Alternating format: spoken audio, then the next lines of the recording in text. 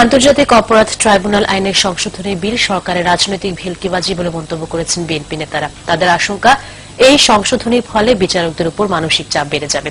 জাহাঙ্গীর আকন্দের রিপোর্টে বিস্তারিত।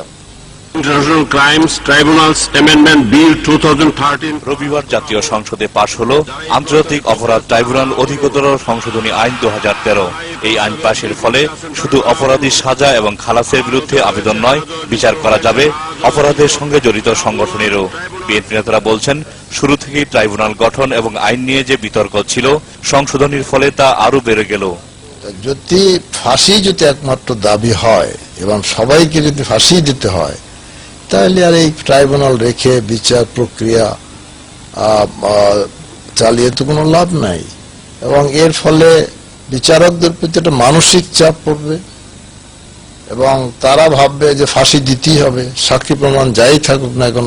এই যদি হয় তাহলে বিচার ব্যবস্থা তো থাকে না, সম্পূর্ণভাবে বিচার ব্যবস্থাটাকে ধ্বংস করে দেওয়া হচ্ছে। এখন মানুষের ধারণা যে রাস্তায় স্লোগান দিলে আইন পরিবর্তন হবে, আসামিদের বিচার হবে।